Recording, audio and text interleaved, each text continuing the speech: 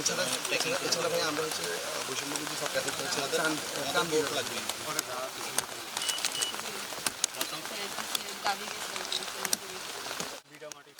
এটার একটা স্থায়ী সমাধান প্রয়োজন, কারণ এটা যেহেতু প্রতি বছরই বন্যা হওয়ার সম্ভাবনা থাকবে বা থাকে, তো সে কারণে কিভাবে আমরা এই ক্ষতির পরিমাণ কমিয়ে আনতে পারি সেই জন্য আমাদের বাঁধগুলোকে স্থায়ীভাবে কিভাবে সংস্কার করা যায় সেই বিষয়ে আলোচনা চলছে।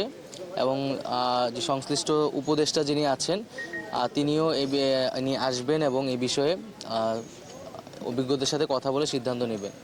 আর এখন মূলত আমরা যে পুনর্বাসন কার্যক্রমটা সেইটা কিভাবে দ্রুত গতিতে সম্পন্ন করা যায়।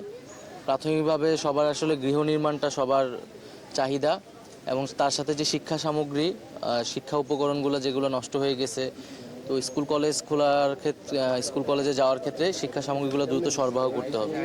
তো এই দুইটা বিষয়কে আমরা গুরুত্ব দিচ্ছি, এবং এখানে বাজেট এস্টিমেশনটা হচ্ছে সেটা সরকারের কাছে পাঠালে, দুর্যোগ ত্রাণ মন্ত্রণালয়ে পাঠালে সেই অনুযায়ী দ্রুত ব্যবস্থা নেওয়া হবে আর কি।